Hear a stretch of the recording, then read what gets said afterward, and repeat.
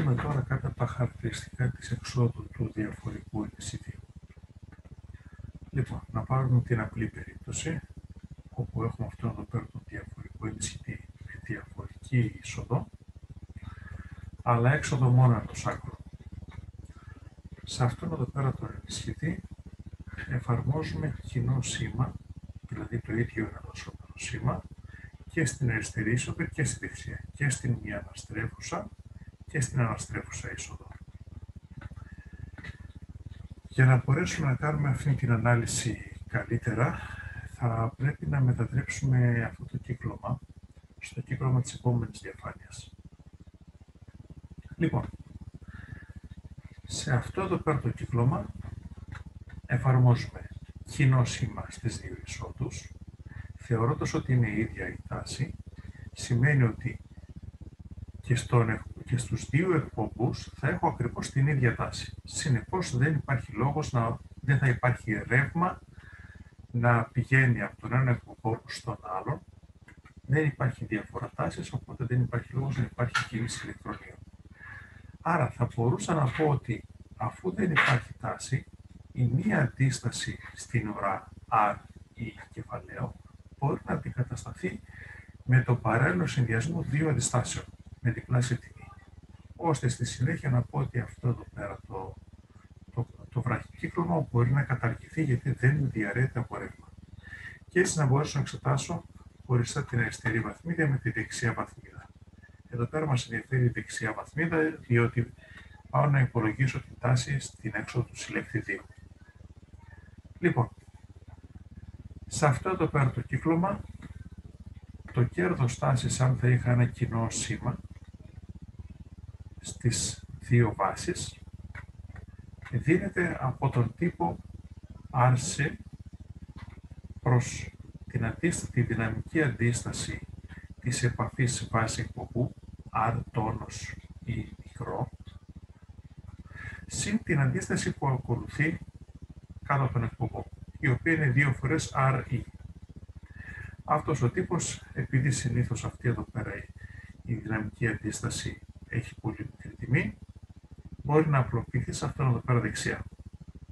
Οπότε η ενίσχυση κοινού σήματος είναι RC προς 2 φορές RE.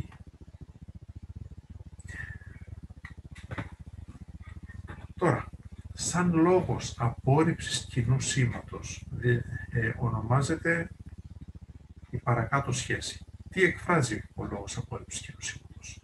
Μας λέει αν τυχόν βάλω ένα κοινό σήμα και ένα διαφορικό σήμα, πόσο μικρότερο θα είναι το κοινό σήμα και πόσο μεγαλύτερο θα είναι το διαφορικό σήμα στην έξοδο.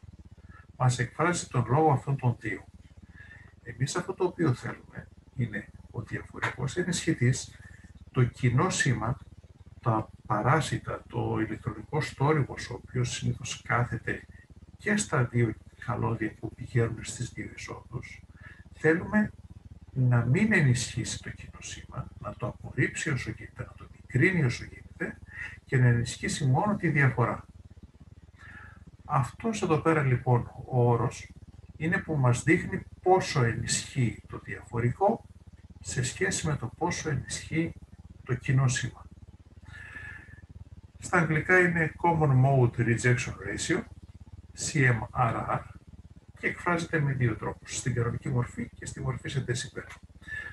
Να ξεκινήσουμε με την κανονική μορφή, όπου το CMRR εκφράζεται ως ο λόγος της ενίσχυσης τάσης του διαφορικού σήματος ως προς το στελιστή ενίσχυση του κοινού σήματος, και συχνά το ΑΒ το γράφουμε ως ΑΒ diff, από τη λέξη difference. Αυτό εδώ πέρα είναι η σχέση που μας δίνει το λόγο απόρριψης κοινού σήματος και μπορούμε να αντικαταστήσουμε τις τιμές τους. Και συχνά το χρησιμοποιούμε εκφρασμένο σε dB, διότι παίρνει μεγάλες τιμές. Αν θέλεις να το εκφράσω dB, θα πάρω το CMRR σε κανονική μορφή, θα το βάλω μέσα σε λογάριθμο και θα το πολλαπλασιάσω με 20. Και πάλι να θυμίσουμε ότι το dB δεν είναι μονάδα, είναι τρόπος σύγκρισης. Λοιπόν, να δούμε τώρα ένα παράδειγμα. Σε αυτό εδώ πέρα το παράδειγμα εφαρμόζω στις δύο εισόδους το κοινό σήμα 1 mV, V-input common 1 mV.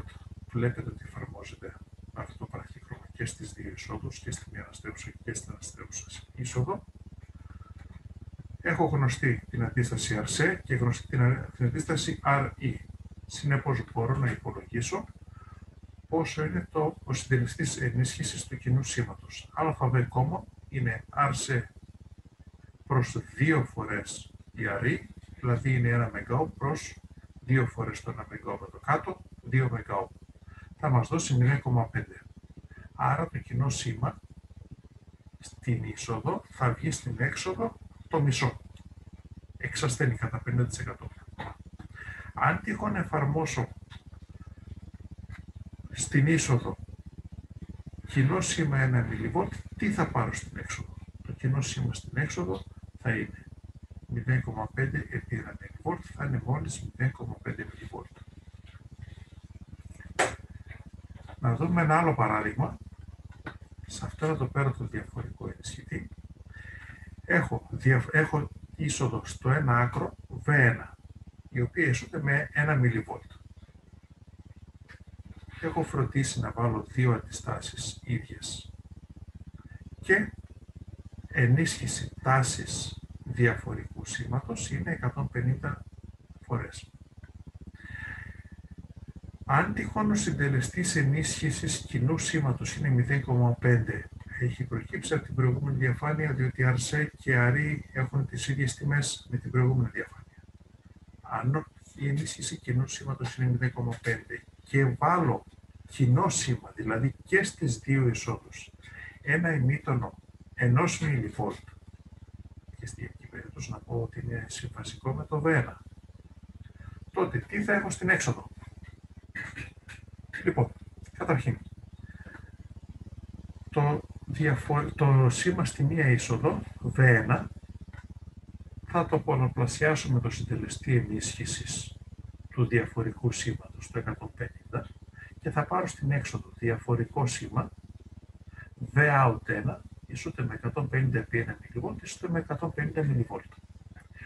Το κοινό σήμα με το που το εφαρμόζω, τότε αυτό το κοινό σήμα του 1 mV ενισχύεται κατά 0,5, δηλαδή εξασθενεί, και εμφανίζεται στην έξοδο κοινό σήμα 0,5 mV. Συνεπώς, στην έξοδο θα έχω το ωφέλιμο Vout1 που είναι λόγω της εισόδου V1, 150 mV, και το ημίτονο, το Vout common, που οφείλεται στο κοινό σήμα το οποίο έχει εφαρμοστεί στις δύο εισόδους. Αν είναι σε γενικές γραμμές συμφασικά αυτά τα δύο ημίτονα, θα μπορούσα να το ζωγραφίσω ως ένα ημίτονο το συνολικό, το οποίο θα έχει αντί για 150, έχει 150,5 mV πλάτος. Στη γενική περίπτωση το λέμε χωρίς να δώσουμε τώρα μονάδες. Αλλά μας δίνει μία σύγκριση ότι το ωφέλιμο, το επιθυμητό είναι 150 το πλάτος του, το μέγεθος του, και το μη επιθυμητό είναι 0,5. Ο λόγος απόρριψης κοινού σήματος σε κανονική μορφή είναι η ενίσχυση τάσης η διαφορική προς την ενίσχυση τάσης του κοινού σήματος, 150 δια 0,5, δηλαδή 300. Αν τυχόν θέλω να το εκφράσω σε dB, είναι 20 λογάριθμος του 349,5 dB.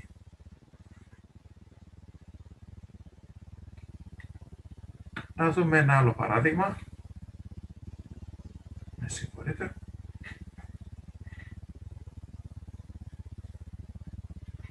Σε αυτό εδώ πέρα το παράδειγμα θα εξετάσουμε τα χαρακτηριστικά του τελεστικού ενισχυτή 741, έναν ενισχυτή που πολλές φορές έχουμε αναφέρει αλλά δεν έχουμε δει ακόμα συγκεκριμένο ποιος είναι, γιατί δεν φτάσαμε στους τελεστικούς ενισχυτές. Αλλά είναι ο πιο διαδεδομένος τελεστικός ενισχυτής, ο πρώτος ο οποίος έχει φτιαχτεί.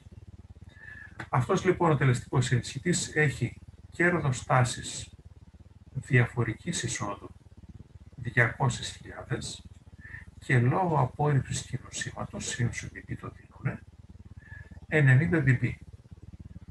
Πόσο είναι το κέρδος τάσης κοινού σήματος σε κανονική μορφή. Και αν έχω σήμα στη μία είσοδο 1 μικροβόλτ και κοινό σήμα 1 μικροβόλτ, ίδιο δηλαδή, σε μέγεθος, να δούμε τι θα συμβεί στην έξοδο.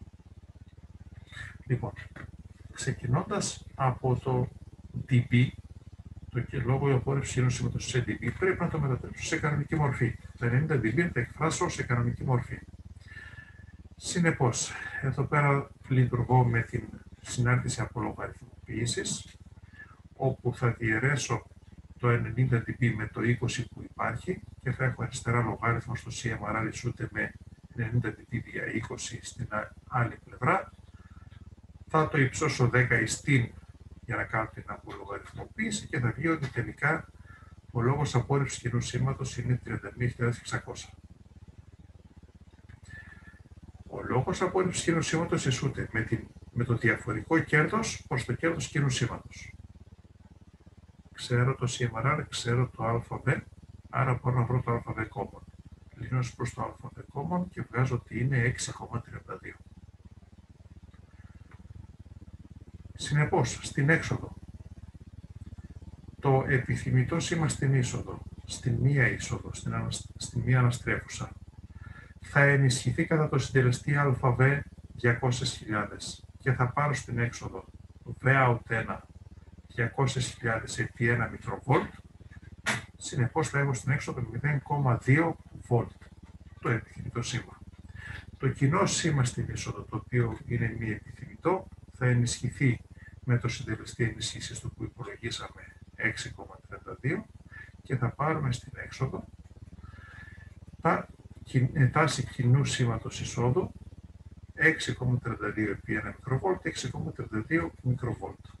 Συνεπώς έχω 0,2 βολτ ωφέλιμο, το επιθυμητό, λόγω του ότι το σήμα στην είσοδο, το επιθυμητό που εφαρμόζω, συν το 0,32 μικροβόλτ, το 6,32 μικροβόλτ που είναι το ανεπιθύμητο, το μη ωφέλιμο. Άρα η έξοδος μας είναι αυτή εδώ πέρα, 0,2 σχεδόν. Ένας πολύ καλός στατιστικός αισθητής, ο οποίος εξασθενεί πάρα πολύ το κοινό σήμα.